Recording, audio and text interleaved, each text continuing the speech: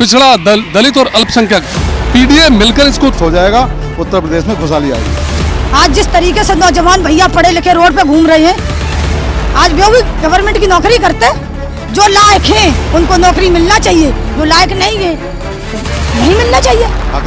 और जब हम लोग इस प्रकार का सवाल, कल जैसे आपने विधानसभा में देखा होगा, माननीय राष्ट्रीय अध्यक्ष अखिलेश यादव जी ने सिर्फ इतने से प्रस्ताव रखा कि ऐसी घिनौनी घटना पर हम एक निंदा प्रस्ताव रखें, लेकिन भारतीय जनता पार्टी के लोगों ने उत्तर प्रदेश की जो योगी आदित्यनाथ जी की सरकार है, उसने स्पष्ट रूप से ये दर्शा दिया कि इस देश की बहन बेटियों के लिए उनके हृदय में ना ही कोई सम्मान है और ना ही उनकी सुरक्षा की कोई जिम्मेदारी या कोई ख्याल है।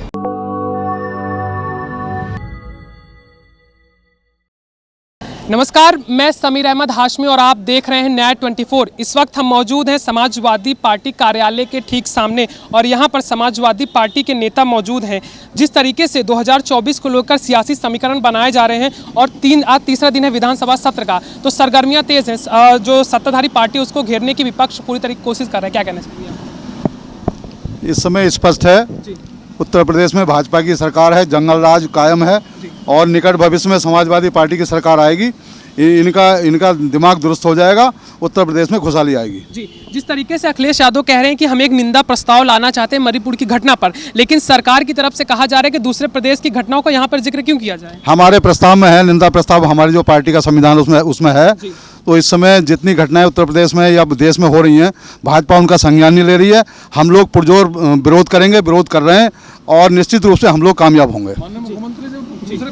माननीय मुख्यमंत्री जब दूसरे प्रदेशों में स्टार प्रचारक बनकर वोट हासिल करने का काम कर सकते हैं, तो दूसरे प्रदेश में घटना अगर किसी बेटी के साथ अन्याय हो रहा है तो क्या उस पर निंदा प्रस्ताव नहीं आना चाहिए? ये तो सरासर गलत है ना। भाई बहन बेटी किसी की, भारतवर्ष किसका है? सबका है ना। तो कहीं भी अगर कोई घटना हो रही तो उस पर निंदा प्रस्ताव आना बहुत आवश्यक है। और ये सरकार घबराई हुई है, डरी हुई है, ये विपक्ष से डरी हुई है। विपक्ष के सवालों को कोई जवाब ही नहीं देती है ये सरकार। माननीय योगी जी कोई सवाल का जवाब देने को तैयार नहीं है। आप बात करेंगे किसी की तो जवाब देंगे किसी का। तो इसलिए स्पष्ट है, ये सरकार नौजवान विरोधी है, किसान विरोधी है, महिला विरोधी सरकार है। और निश्चित तौर पर 2024 के अंदर इस सरकार को उत्तर प्रदेश का नौजवान, पीडीए, पिछड़ा, दलित और अल्पसंख्यक पीडीए मिलकर इसको उत्तर प्रदेश से उखाड़ फेंकने का काम करेगा। यहाँ पर जिस तरीके से, क्योंकि उत्तर प्रदेश सरकार में मंत्री हैं चौधरी लक्ष्मी, उन्होंने सीधे तरीके से जो यादव समाज पर एक विवादित बयान दिया है। उन्होंने बोला है कि ये गाय भैंस चराने वाली ये जाति है, इनसे कुछ नहीं होने वाला है। नहीं, गाय भैंस चराने वाली है तो ये हम लोगों को क्या साबित करना चाहते हैं? क्या उत्तर प्रदेश के अंदर माननीय राष्ट्रीय अध्यक्ष अखिलेश यादव मुख्यमंत्री नहीं रहे? उन्होंने नौजवानों को रोजगार देने का काम किया, महिलाओं को सम्मान देने का काम किया, और उन्होंने जो इंटर और बीए करने के बाद में जो बहन बेटी परीक्षा पास करके जाती थी उनको लैपटॉप देने का काम किया, उनको कन्या विद्याधन देने का काम किया। आज ये सरकार पूरी तरह से फेल हो चुकी है। नौजवानों के नाम पर महिलाओं को कोई सम्मान नहीं है, कोई सुरक्षा नहीं है, कोई इन लोगों की जिम्मेदारी नहीं है। इनका सिर्फ काम है भाई को भाई से लड़ाना, रोजगार के नाम पर जीरो पॉलिसी। यहाँ पर क्राइम उत्तर प्रदेश में किस हद से गुजर रहा है, आप मीडिया बंधुओं से मैं निवेदन करूंगा कि आप भी इन सब चीज़ों को, जो सच्ची घटना है, उनको दिखाने का काम करें, प्रयास करें, तभी ये लोकतंत्र सुरक्षित रह सकता है। अन्य ये सीधा प्रहार इन लोगों का लोकतंत्र पे है। ये लोग नहीं चाहते कि लोकतंत्र चले यहाँ। ये लोकतंत्र विरोधी लोग हैं। इसलिए 2024 में निश्चित तौर पर ये समाजवादी पार्टी का प्रत्येक नौजवान उत्तर प्रदेश से इन्हें यहाँ से उखाड़ फेंकने का काम करेगा। जैसा कि उन्होंने बताया लोकतंत्र विरोधी हैं। राज्यसभा से अभी तक 3 जो सांसद है उनका निलंबन कर दिया गया है, क्या इसके पीछे दिखा जा सकता है? ये देखिए, जो भी है, ये जो ना सरकार के जो ना लोकतंत्र नहीं मान रहे हैं किसी चीज़ में भी, जो अपनी मनमानी का काम कर रहे हैं, जितना भी कर रहे हैं आज तक, जहाँ भी अभी जो जजमेंट आया, जो सब कोर्ट ने जो ना इनके खिलाफ दिया सरकार के, ये बहुत बड़ी बात है। राहुल जी के लिए बोलने के लिए कह रहे हैं, बोलते जब मोदी जी वहाँ पहुँचते। तो आज ये जो ना जितना भी है लोकतंत्र में जो ना इनके कोई मतलब विश्वास करने वाली जगह खत्म नहीं करते जा रहे हैं। बाबा साहब के जो लोकतंत्र का काम है उसको हत्या करना चाहते हैं। और इस तरीके से विधानसभा में जो समाजवादी पार्टी के विधायक हैं, चाहे एमएलसी हैं, टमाटर की माला पहनकर साइकिल पे पहुंचे विरोध प्रदर्शन दिखा रहे हैं कि किस तरीके से जो महंगाई वो चरण पर है। तो इस बार क्या विपक्ष जो है, समाजवादी पार्टी, सत्ता जो पार्टी बीजेपी, उसको घेरने की पूरी कोशिश कर रही है? पहले तो मैं अपना परिचय दे दूँ। अमरोहा से आए हैं हम लोग। मैं 2 बार एमएलए रहा हूँ, तो मैंने विधानसभा को, इन चीज़ों को विधानसभा में काफ़ी अच्छा मैं चिल्लाया हूँ, देखा है। जो आज का परिदृश्य है महंगाई पर हम लोगों के प्रोग्राम होते रहते हैं, भाजपा उसको कंट्रोल नहीं कर पा रही है। अगर थोड़ा सा भी कंट्रोल करते तो निश्चित रूप से टमाटर के रेट कम हो जाते। जो इनके व्यापारी लोग हैं उन्होंने उसको इकट्ठा कर रखा है, इसलिए टमाटर के गैस के आदि चीज़ों के रेट जो हाई फाई बढ़े हुए हैं, महंगाई चरम पर है। हमारा प्रचार प्रसार चल रहा है हमारी पार्टी की तरफ से, समाजवादी की तरफ से। हम लोग निकट भविष्य में हमारी सरकार 24 में हम इनको हराएंगे और निश्चित रूप से यहाँ पर समाजवादी का परचम लहराएगा। महंगाई और सारी चीज़ें, बेरोजगार, पिछड़ा, दलित, कमज़ोर, ये इन सब लोगों को न्याय मिलेगा। जैसा कि आपने जिक्र किया था पीडीए, जो पीछे तस्वीरें भी लगी हैं, पीडीए पिछड़ा, दलित, अल्पसंख्यक, ओम प्रकाश राजभर जो विधानसभा का चुनाव हुआ था उसमें समाजवादी पार्टी के साथ में थे और इस समय वो भाजपा के साथ में चले गए और लगातार समाजवादी पार्टी के खिलाफ उनकी बयानबाजी जारी है। उनके जाने ना जाने से कोई फर्क नहीं पड़ने वाला है। बात उनकी करी जाती है जिनकी कोई बात होती है, उनकी कोई बात ही नहीं है तो उनके विषय में क्या बात करनी है। उन तो सिर्फ मलाई, सत्ता की मलाई चाटने के उद्देश्य से उनका आना जाना लगा रहता है। उनका मैं कोई बात नहीं समझता हूँ कि उनके पीडीए में जाने से कोई फर्क पड़ेगा नहीं पड़ेगा। और हमारे पास तो हम जो है पिछड़े वर्ग के लोग हैं, हम निश्चित तौर पर हम आपको भरोसा दिलाते हैं कि उत्तर प्रदेश के अंदर ये पिछड़ा, दलित और अल्पसंख्यक मिलकर समाजवादी पार्टी को यहाँ जिताने का काम करेगा और बीजेपी को निश्चित तौर पर हम लोग हरा देंगे। इस बार 80 लोकसभा सीटें हैं यूपी में, कितनी सीटें समाजवादी पार्टी जीतने? हम 80 जीतेंगे, हम 80 के 80 जीतने वाले हैं। पूरे आश्वस्त हैं? बिल्कुल आश्वस्त हैं। हम पूरी 80 की 80 सीट भाजपा को हराने का काम करेंगे। और जहां आप कह रहे हैं ना महंगाई की बात, ये उद्योगपतियों की सरकार है, उद्योगपतियों के लोग समर्थन करते हैं। जब किसान के घर में फसल होती है तो एक किसान की फसल को लूटने का काम करते हैं। वो सस्ते मूल्य पे खरीदकर उसका बड़े बड़े इनके उद्योगपति उसके स्टॉक करते हैं, फिर उसे महंगे रेटों में बेच देते हैं। तो इनका काम है कि इन्होंने कहा था हम किसान की आय दोगुनी कर देंगे। क्या किसान की आय दोगुनी हुई? क्या नौजवानों को रोजगार मिला? लेकिन इनके पास कोई मुद्दा ही नहीं है। और मैं पत्रकार भाइयों आपसे भी कहता हूं, आप भी इन लोगों से सवाल करिए ना कि आप 2022 के अंदर तुमने पूर्ण बहुमत की सरकार बनाई, तुमने कहा कि हम बेरोजगारी खत्म कर देंगे। क्या बेरोजगारी खत्म हुई? क्या महिलाओं को न्याय मिला? आज बहन बेटियों की इज्जत को तार तार किया जाता है।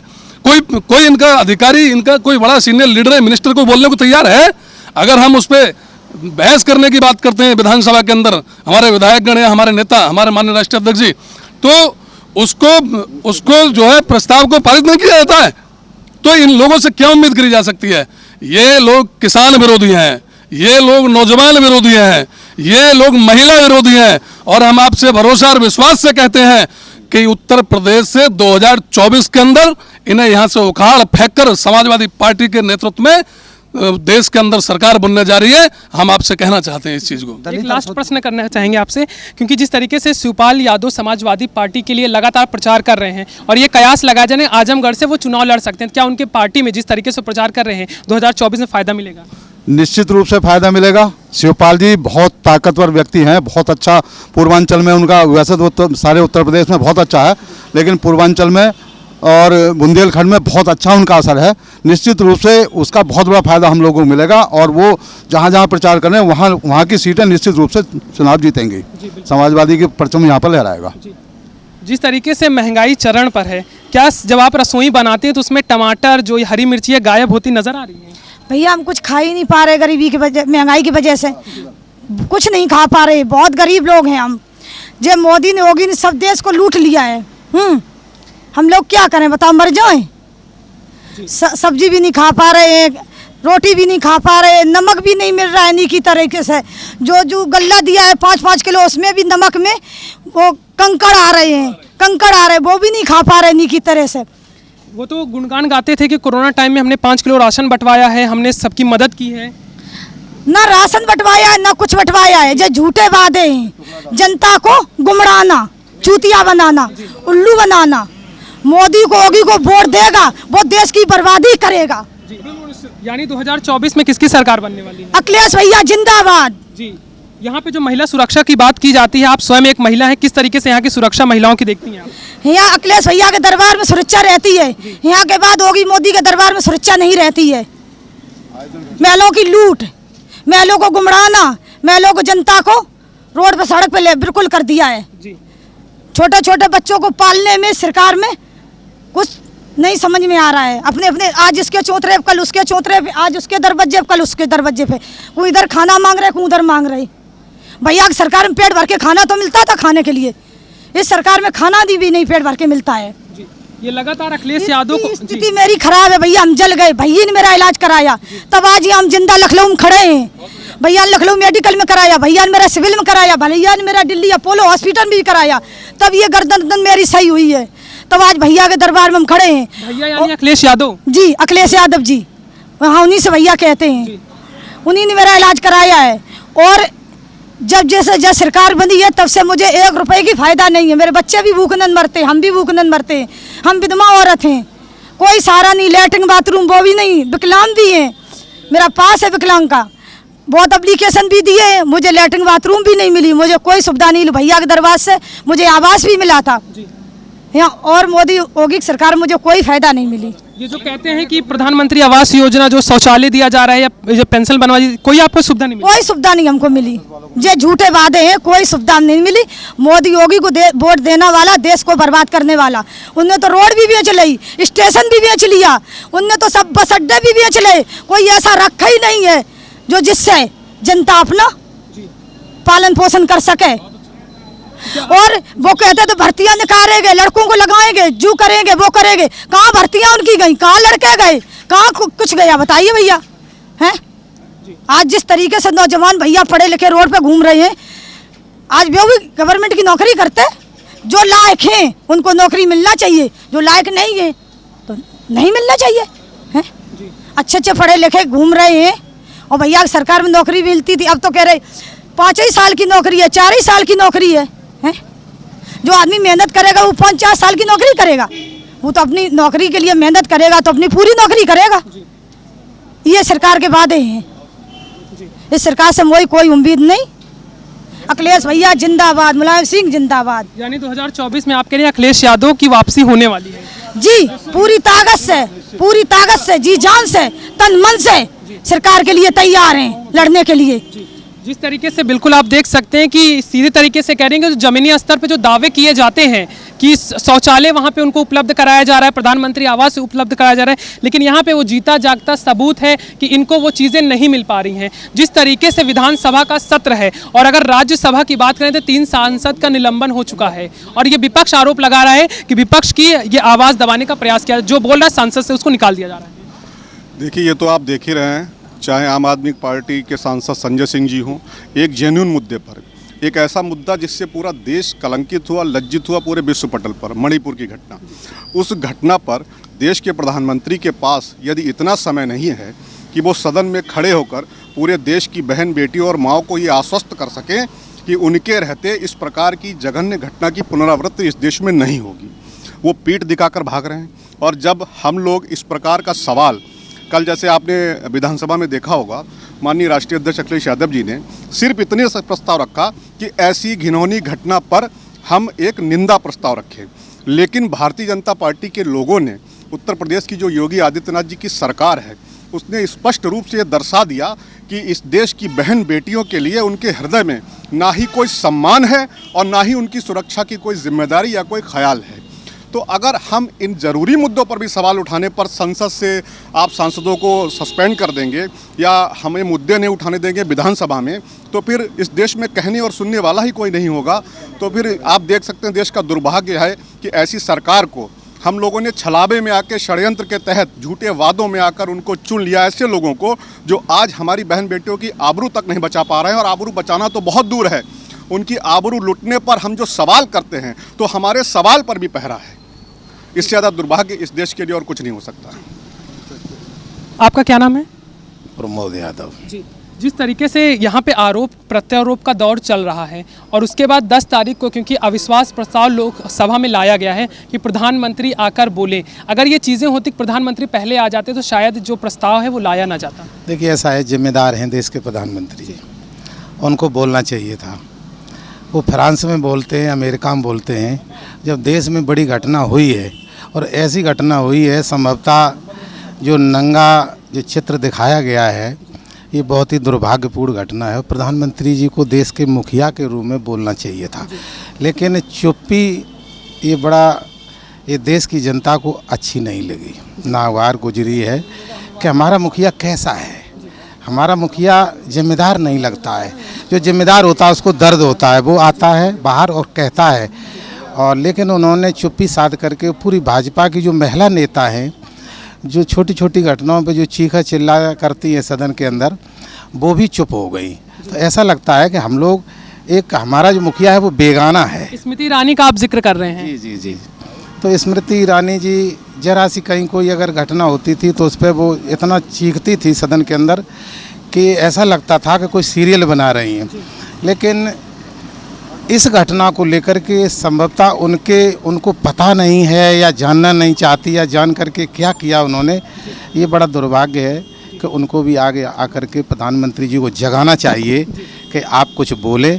बहुत ही शर्मिंदा हमारा देश हुआ है और हम चाहते हैं कि, बड़ा दुख होता है हम सब लोग समाजवादियों को कि देश का प्रधानमंत्री हमको ठीक नहीं मिले।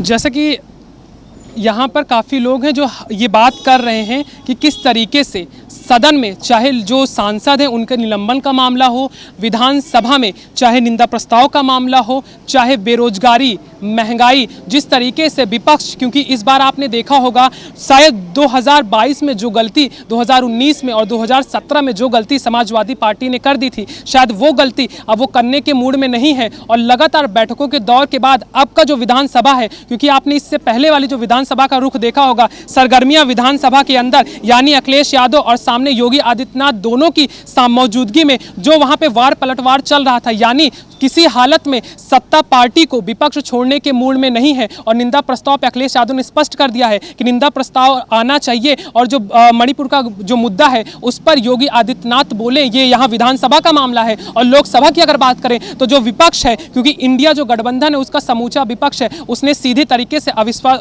जो प्रस्ताव लेके आया है उस पर कहा गया प्रधानमंत्री आके बोले, और अब प्रधानमंत्री को विवश होकर आना पड़ेगा, यानी कल की जो तारीख है वहां पर प्रधानमंत्री आएंगे और उनको ये जवाब देना पड़ेगा। कैमरा पर्सन ऋषभ के साथ समीर अहमद हाशमी, न्याय 24 लखनऊ।